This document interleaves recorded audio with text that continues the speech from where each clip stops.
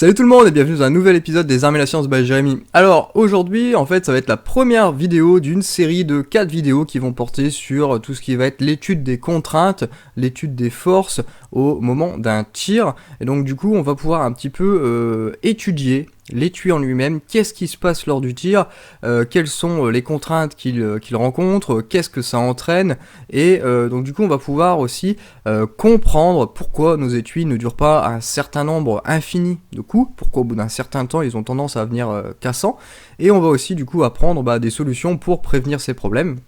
Donc du coup là la première vidéo va être focalisée essentiellement sur lors d'un tir quelles sont les contraintes présentes dans l'étui.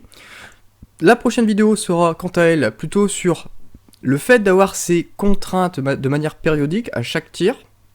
Qu'est-ce que ça va entraîner sur les propriétés du laiton ? Et dans une troisième vidéo, on va du coup regarder toutes les techniques, toutes les méthodes qui permettent de prévenir ce changement de propriété du laiton. Donc du coup, on va faire un petit panel, un petit résumé de toutes les technologies qui s'offrent à nous pour contrer ce phénomène.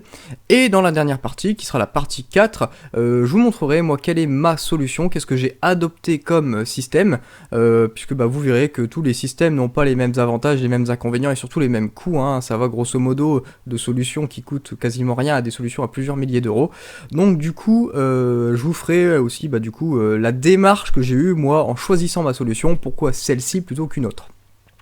Donc on est parti, on va du coup commencer la première vidéo. Donc on va étudier les contraintes lors d'un tir sur un étui. Surtout ne paniquez pas, vous allez voir des grosses équations entre guillemets, même si elles sont pas si grosses que ça. N'ayez pas peur, je vais vous les expliquer vraiment de manière très ludique, ça va être très très simple. Pour moi, n'importe qui capable de faire des multiplications et des additions serait capable de se servir de ces formules. Donc du coup, pas de stress, ça va aller, tout va bien. Allez, on est parti, à l'attaque. Donc allez, commençons l'analyse. Alors l'analyse va d'abord commencer par un genre d'état de fait, un état des lieux entre guillemets. Cet état dit quoi ? Eh bien, il dit que déjà, à vue de nez, on peut déjà sentir quels sont les paramètres qui vont jouer sur la durée de vie de nos étuis, sur les contraintes que va rencontrer le laiton. Alors ces paramètres, on va les lister, et puis après on va établir un modèle scientifique, un modèle de calcul, et on va vérifier du coup si le flair qu'on avait au début est réaliste ou non. Alors moi, mon flair me dit que, forcément, la durée de vie de nos étuis, en fait, les contraintes qu'on va induire dans nos étuis dépendent de la pression lors du départ. Pour moi, pression égale contrainte, parce que plus on aura de pression, et plus on va venir solliciter le laiton. Donc pour moi, c'est un choix tout à fait logique de se dire que la pression du départ est un élément clé dans ce système. Il faut aussi se dire que l'épaisseur du collet, bien tout bêtement l'épaisseur de l'étui va venir influencer. Comprenez que plus l'épaisseur est importante, plus j'ai de matière qui va travailler, et donc je vais moins solliciter ma matière localement, puisque ça va être un tout qui va travailler. Donc plus l'étui serait épais, et plus les contraintes dans l'étui seraient faibles. Ça me paraît tout à fait logique. Le calibre utilisé, parce que selon moi en fait, le diamètre de l'étui, le diamètre du collet va entraîner qu'on n'aura pas du tout les mêmes forces. Il faut se dire que c'est une pression qui va venir s'appliquer sur une surface, et si on augmente la surface, on augmente la force, puisque une force, c'est une pression sur une surface. F égale P fois S. Si j'augmente la surface, même avec la même pression, j'augmenterai la force. Donc en augmentant la force, je vais faire quoi ? Je vais solliciter de plus en plus mon étui. Le dernier critère, pour moi, ce serait le jeu entre le collet, enfin, tout au moins, le jeu entre la munition, entre l'étui et la chambre. Pourquoi ? Parce qu'il faut se dire que du coup, lors du tir, on a notre étui qui va se dilater jusqu'au moment où il va venir en contact avec notre chambre. Et le moment où est-ce qu'il vient en contact avec la chambre, c'est le moment, entre guillemets, où est-ce que la chambre vient soulager l'étui.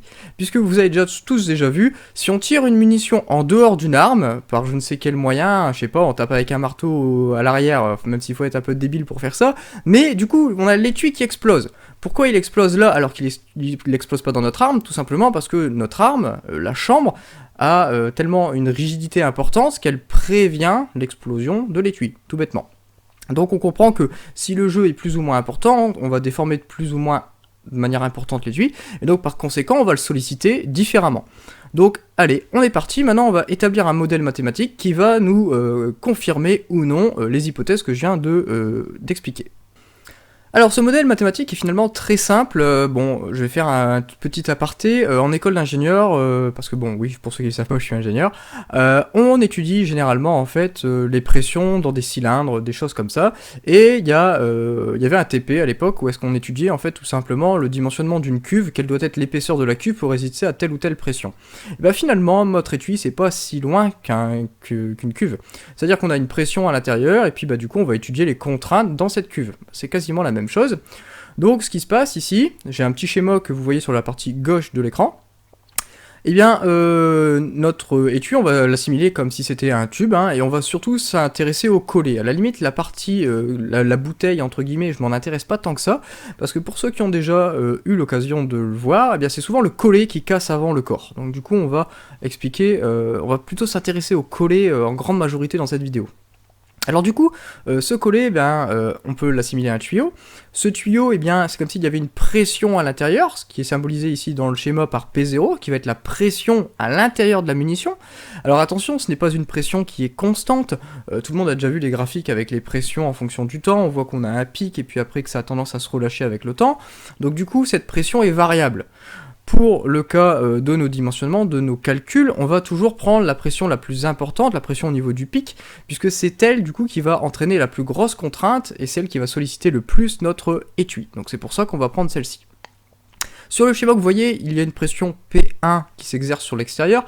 Ici, vous êtes d'accord que cette pression est égale à 0 lors du tir, tout simplement parce qu'au moment de la mise à feu, la pression est à l'intérieur, et à l'extérieur, c'est quoi? C'est la pression atmosphérique, c'est 1 bar. C'est rien du tout par rapport à la pression de la munition.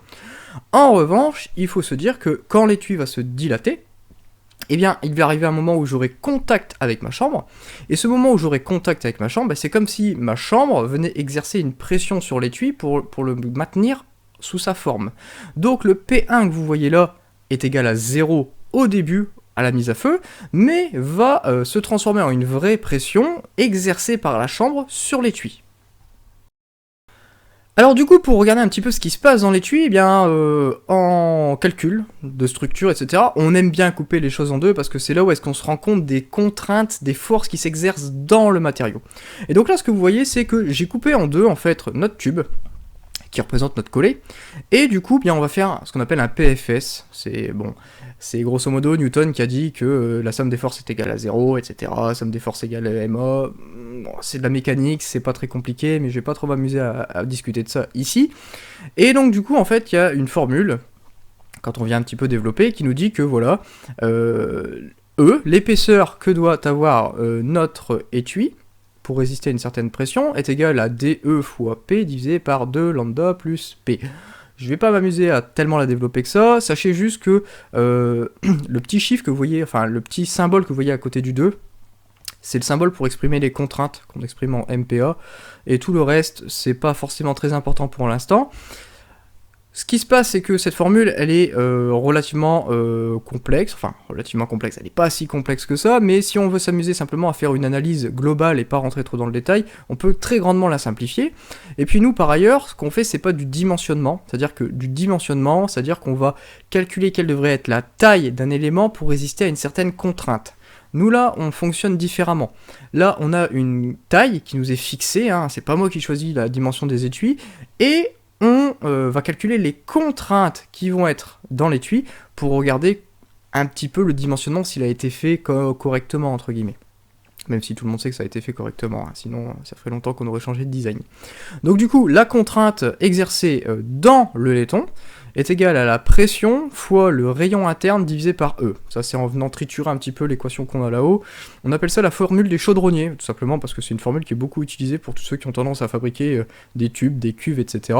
Donc ça vient de là.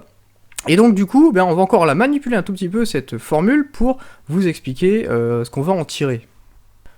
Donc du coup, vous avez vu que la contrainte, c'était la pression fois le rayon interne divisé par E. Mais du coup, on va pouvoir encore la simplifier pour que ce soit plus simple à comprendre pour nous tireurs. Le rayon intérieur du collet, c'est tout bêtement notre calibre divisé par 2. Puisque le calibre de notre munition, c'est le diamètre d'une balle. Donc du coup, on va pouvoir simplifier l'équation, enfin la rendre plus compréhensible à nos tireurs, en disant, voilà, la contrainte, c'est égal à la pression fois le diamètre intérieur, ce qui va être notre calibre, divisé par 2 fois l'épaisseur du collet. Pourquoi le petit 2 en bas? Parce que j'ai transformé mon rayon interne en diamètre interne divisé par 2, donc j'ai mon 2 qui est arrivé en bas. Donc du coup, déjà rien qu'à vue de nez, pour tous ceux qui ont fait un tout petit peu de maths, on peut se rendre compte de différentes choses.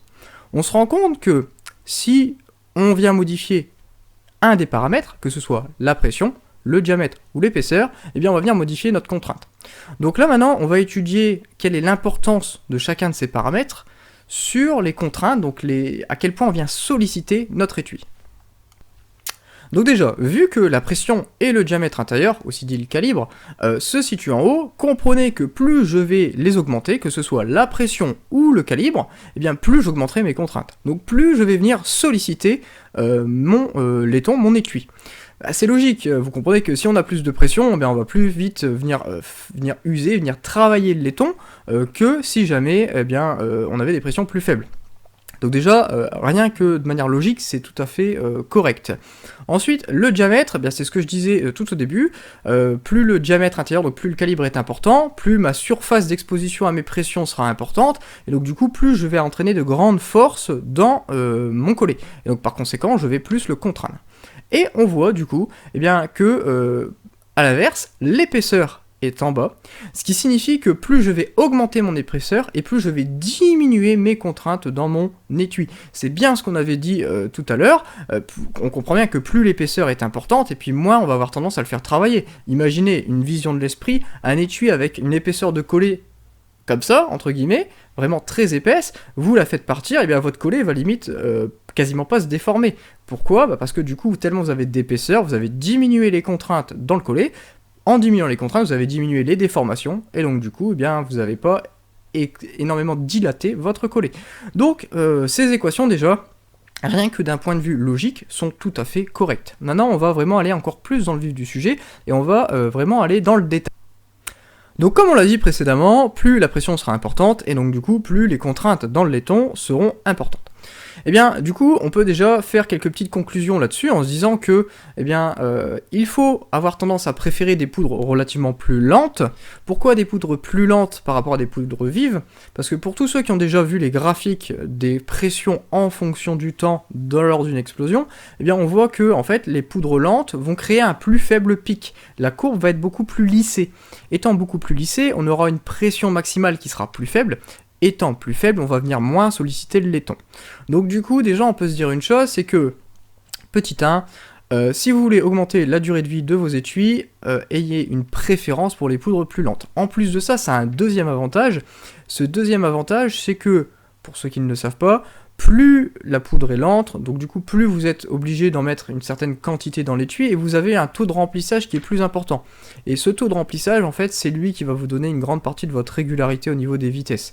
Moi, c'est ce que j'ai vécu là avec mon 6,5 47, j'utilisais de la RS52, j'avais très bonne vitesse, mais la régularité était moyenne. Parce que j'avais un taux de remplissage de l'ordre de 90%. Je suis passé sur de la RS60 où j'ai des taux de remplissage maintenant de l'ordre de 98 à 99%, et j'ai une bien meilleure régularité au niveau de mes vitesses. Tout ça vient en grande partie du meilleur taux de remplissage de ma poudre qui est un petit peu plus lente. Donc du coup, ça c'est déjà un premier petit élément qui est important de savoir. Un deuxième élément aussi, c'est que plus vous allez charger, entre guillemets, chaudement vos munitions, plus vous allez les faire sortir vite, plus vous aurez des pressions importantes, et puis plus vos étuis vont en manger plein la gueule. Ça paraît logique, pour tous ceux qui ont déjà expérimenté un petit peu, quand on a des charges chaudes, on n'a jamais autant de rechargement avec ces étuis qu'avec des charges beaucoup plus light. Je pense à Benjamin, vu à la vitesse où est-ce qu'il sort ses munitions, les étuis ne doivent pas durer longtemps, et il me l'a confirmé. Donc vous voyez, plus vous allez les balancer vite, plus vous allez avoir des pressions importantes, et plus vous allez venir diminuer la durée de vie de vos étuis, parce que vous allez augmenter les contraintes. Allez, on passe au critère suivant. Alors le critère suivant, du coup, c'est le diamètre interne, aussi plutôt communément appelé calibre chez nous. Alors du coup, on comprend que plus le calibre est important, et plus les contraintes sont importantes. Encore une fois, je l'ai dit, plus de surface égale plus de force. Donc on va faire une petite simulation juste pour vous rendre compte à quel point ce calibre est quand même important. Cette notion du coup de diamètre vient vraiment beaucoup influencer les contraintes dans le laiton. Alors par exemple, on va prendre un exemple, enfin deux exemples qui entre guillemets permettent de bien comparer la différence.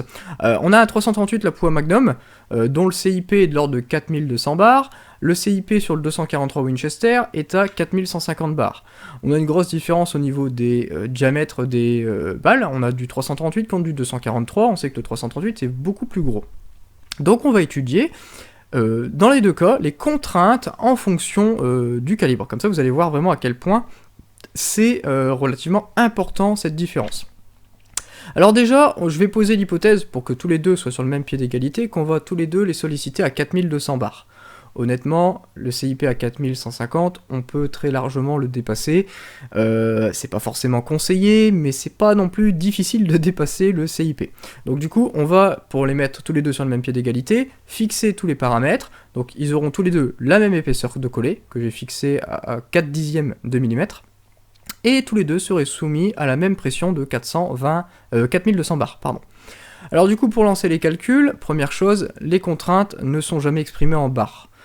Nous, quand on fait nos calculs de contraintes en ingénierie, on fait toujours en MPa, mégapascal. Donc d'abord, il faut convertir nos 4200 bars en MPa. Je vais pas rentrer dans le détail, 4200 bars c'est 420 MPa, il y a juste à diviser par 10, on s'en tamponne. Ensuite, vu qu'on est dans le système européen, on utilise les millimètres. Donc déjà, il va falloir convertir mes diamètres, donc mes calibres, en millimètres. Le calibre 338, c'est 8,58 mm, le 243, 6,17. Ok, ça c'est bon. On lance le calcul. Donc pour le 338, la Pua Magnum, eh bien on obtient une contrainte de 4504 MPa. Pour ceux qui connaissent un petit peu les nombres, les grandeurs des contraintes, on se rend compte à quel point c'est énorme. C'est des chiffres qui sont gigantesques. C'est là qu'on se rend compte que heureusement qu'il y a la chambre pour venir éviter l'explosion, parce que 4504 MPa, même le meilleur acier du monde ne serait pas capable de résister à 4504 MPa s'il n'était pas soulagé par autre chose. Donc là on se rend compte que vraiment la munition, l'étui reste en un seul morceau uniquement grâce au soulagement fait par la chambre. Si je le fais avec le 243 Winchester, notre pression est désormais de 3240 MPa. On voit quand même qu'on a gagné 1300 presque, on va arrondir 1250 MPa par rapport au 338 la Pua Magnum. Pourtant, la pression est la même, l'épaisseur de collet est la même. Ce que j'ai fait, c'est simplement changer le diamètre, j'ai simplement changé le calibre pour m'adapter à la balle qu'on est en train de tirer. Donc déjà, on se rend compte d'une chose, c'est que le calibre, c'est vraiment un facteur très très important. Et pour tous ceux qui ont toute une plage, toute une myriade de différents calibres, vous avez déjà dû vous en rendre compte, plus le calibre est élevé, et plus la durée de vie de vos étuis est faible. Tous ceux qui ont tendance à tirer du 300 Win Mag, du 338, etc., je peux vous garantir que vous avez déjà dû observer que la durée de vie de vos étuis était bien inférieure à des étuis d'un calibre beaucoup plus faible. Par exemple des 222 Remington. Moi j'ai des 222 derrière qui vont approcher les 20 rechargements. Je vous mets au défi de faire 20 rechargements avec un 338 la Pua Magnum sans avoir à faire de traitement thermique ou quoi que ce soit. C'est quasiment impossible. Hein. Tout simplement parce que, par leur constitution, rien que le calibre, eh bien, le 338 la Pua Magnum va avoir tendance à plus solliciter les étuis. C'est aussi simple que ça. Allez, on passe aux critères suivants. Alors maintenant, on va étudier l'épaisseur du collet. Hein. L'épaisseur du collet, finalement, ça a aussi son importance. Quand même beaucoup moins, puisque c'est pas quelque chose sur lequel on peut jouer énormément. Par exemple, si je prends l'exemple de mes 6,5 47, eh bien, je viens tourner les collets. Qui dit tourner les collets, dit venir diminuer l'épaisseur de mon collet, parce que je viens enlever de la matière pour venir régulariser le tout. Mais donc du coup, en faisant ça, qu'est-ce que je fais ? Je viens diminuer l'épaisseur, et donc je vais venir augmenter les contraintes au niveau du collet. Donc en fait, en faisant ça, je viens potentiellement diminuer la durée de vie de mes étuis. Oui, je le sais, mais c'est surtout pour un point de vue précision. C'est pas grave, je m'en fiche si je dois les changer 20 ou 30% plus régulièrement que ne pas les tourner. Moi, ce que je cherche, c'est la précision. Donc il y a des moments, il faut faire des concessions, on peut pas avoir le beurre, l'argent du beurre et la crémière, faut choisir. Donc du coup, sans neck turning, donc sans le tournage de collet, en prenant les épaisseurs que j'ai mesurées sur mes 6,5 47, je me retrouve à 4053 MPa. A noter que la pression que vous voyez ici, 435, c'est 435 MPa qui correspond à 4350 bars.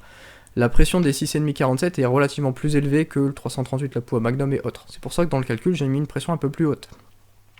Et si maintenant je viens calculer la contrainte dans mon collet avec du coup un neck turning, donc avec une épaisseur de collet plus faible, cette fois-ci elle est à 3,2 dixièmes de millimètre, et là j'obtiens 4560.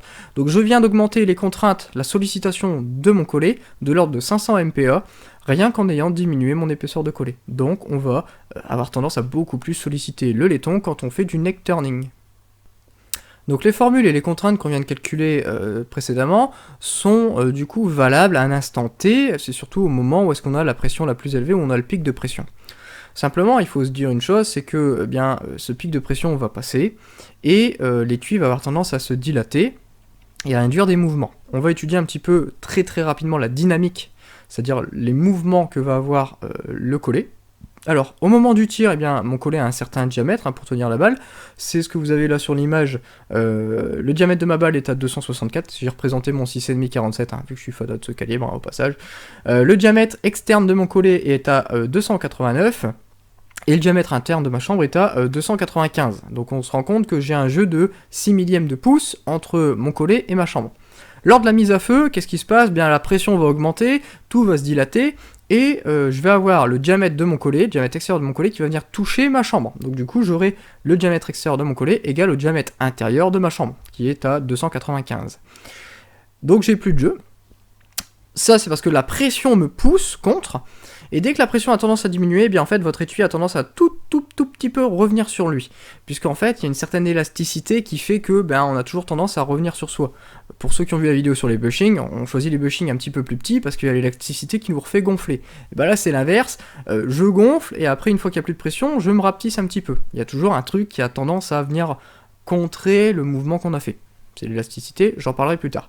Donc du coup, à la fin, je me retrouve avec un diamètre extérieur de mon collet à 294, et ma chambre, elle n'a toujours pas bougé, elle est à 295.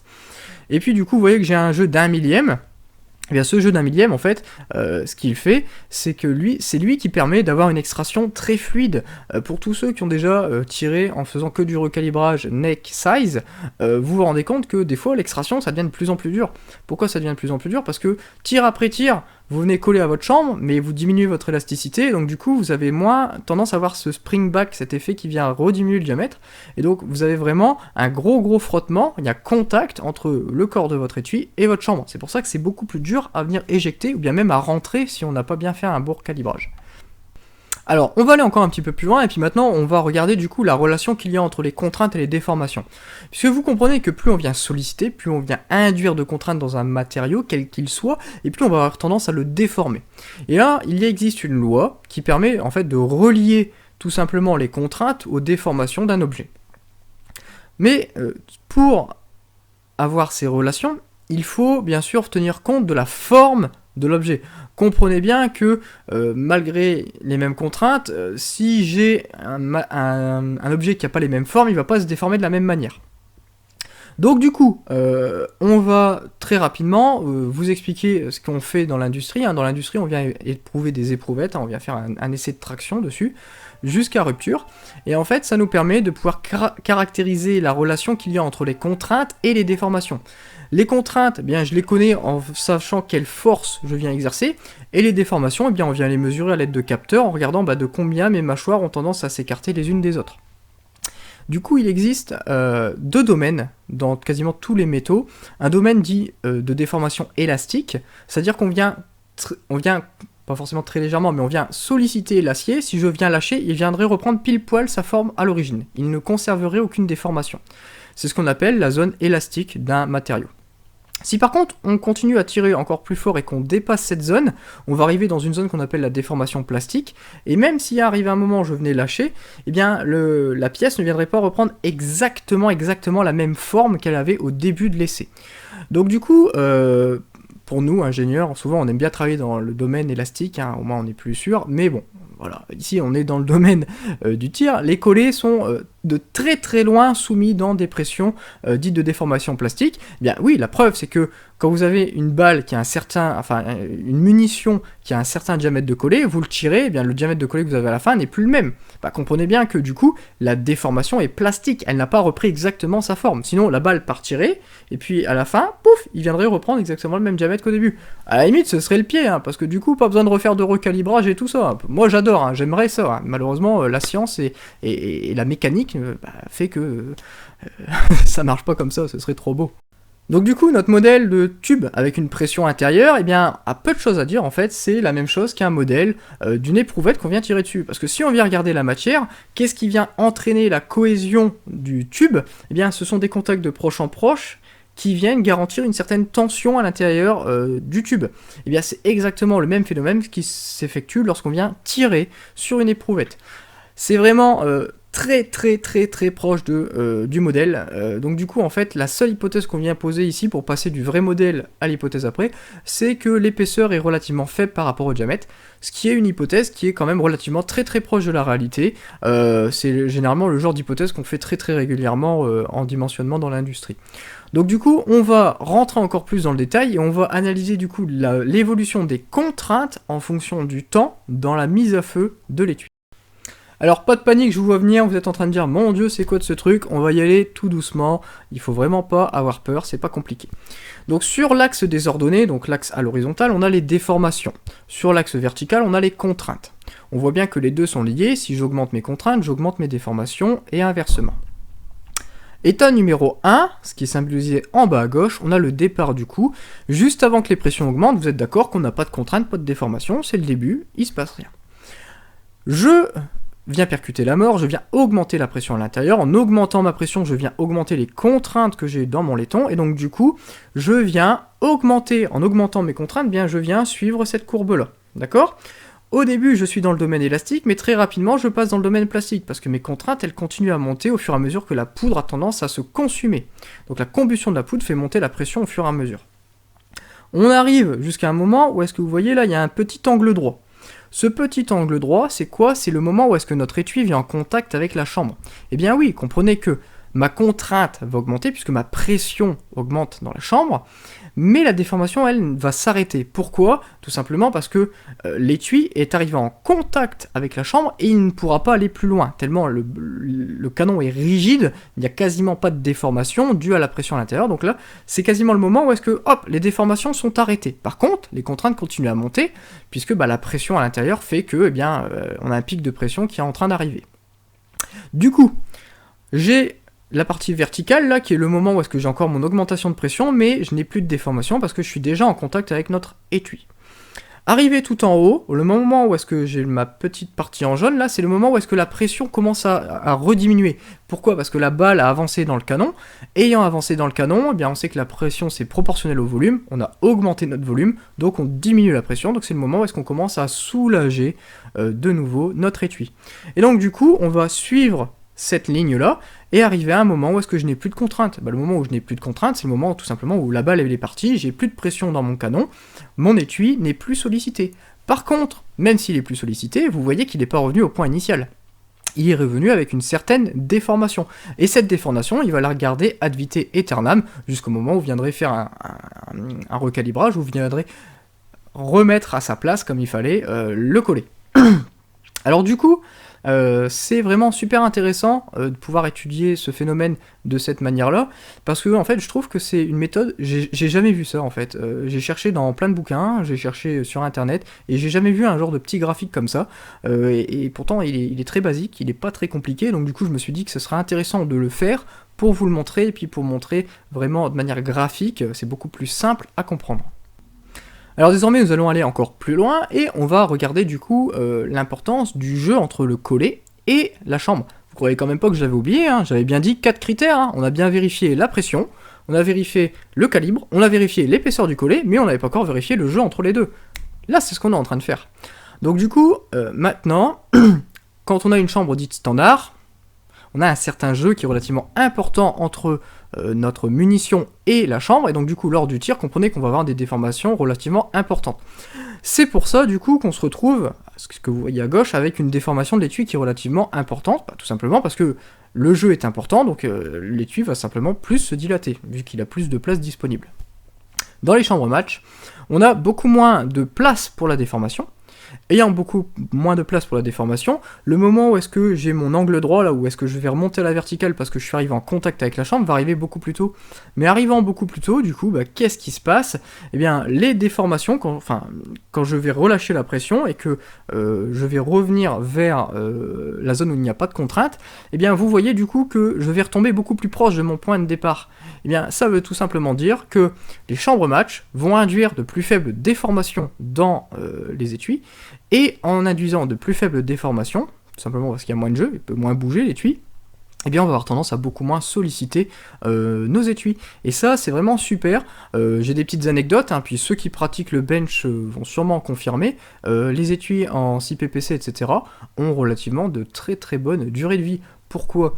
Parce que ce qui se passe, c'est qu'on a toujours des chambres très très serrées, de l'ordre, on aime bien parler du 262 NEC pour le 6 PPC, et en fait, ça fait que le jeu entre la balle montée, entre le collet et la chambre est très faible, et donc du coup, je vais avoir très peu de déformation. Mais comprenez que, vu que j'ai très peu de déformation, je vais venir beaucoup moins contraindre et solliciter le laiton, que si je devais à chaque fois faire des gros mouvements comme ça, entre le tir, le recalibrage, le tir, le recalibrage. Le laiton bouge moins, il est moins contraint, il durera plus longtemps, tout bêtement. Donc voilà ce qui conclut du coup le 4e point sur l'importance entre le jeu, entre la munition et... Alors tous les modèles que vous avez vus jusque maintenant, tous les petits calculs, les formules, etc. sont basés sur des hypothèses. C'est aussi l'une des choses, c'est le métier d'un ingénieur finalement, c'est de faire des hypothèses qui sont relativement proches de la réalité et qui vont permettre de simplifier les calculs pour que les calculs aient quand même une certaine valeur. On va pas s'amuser à calculer quelque chose qui est complètement à côté de la réalité. Et donc du coup, les petites hypothèses qu'on a fait là pour les calculs sont relativement très proches de la réalité et vont très très bien refléter ce qui se passe vraiment dans l'étui. Il y a une hypothèse que j'ai vraiment mis de côté, qui est la montée en température lors du tir, puisque vous savez tous très bien que les matériaux ne réagissent pas de la même manière en fonction de la température. Maintenant, c'est une hypothèse qui est tout à fait vraisemblable. Pourquoi? Parce que quand vous faites l'éjection de votre étui, vous venez le prendre, vous n'êtes pas en train de vous brûler les mains. Enfin, c'est très très rare. Moi je sais que mon 6,5, je le sors, il est à 20 degrés l'étui, il a quasiment pas monté en température. Pourquoi? Parce que l'explosion est tellement rapide, la chaleur n'a pas le temps de se transférer directement dans le laiton, et donc du coup on n'a quasiment pas de montée en pression. Sur certaines armes, c'est le cas, là je m'intéresse plutôt aux armes de précision, et j'ai remarqué que généralement les étuis sont pas du tout brûlants. Donc voilà, du coup ces hypothèses et tous ces calculs sont relativement très proches de la réalité, et du coup vous avez une bonne idée de qu'est-ce qui se passe lors de la mise à feu, comment votre collet réagit, et donc du coup ça vous permet de, entre guillemets, élargir vos connaissances pour pouvoir un petit peu mieux comprendre ce qui se passe. Donc voilà ce qui marque la fin de cette première partie, j'espère que ça vous a plu, restez connectés pour la suite. On va du coup regarder le fait d'avoir sollicité nos étuis comme ça et de le faire de manière périodique à chaque tir, qu'est-ce que ça va impliquer au niveau des propriétés du laiton, parce que vous allez voir que ça vient modifier pas mal de choses. Pour tous ceux qui ne sont ni abonnés, ni quoi que ce soit, il va y avoir 2 liens qui vont apparaître là de chaque côté, un pour vous abonner et un pour liker, ou bien pour regarder la prochaine vidéo quand elle sera mise. Donc si jamais le contenu vous a plu, un petit pouce bleu, ça va me faire vraiment plaisir et puis ça va me motiver à faire la suite. Si jamais ces vidéos de ce genre-là vous plaisent, surtout abonnez-vous, vous verrez, il y a pas mal de contenu comme ça sur la chaîne, il y en a encore beaucoup à venir. Donc si vous voulez rester au courant de ce qui se passe, allez, abonnez-vous. Allez, ciao, à bientôt dans une prochaine vidéo.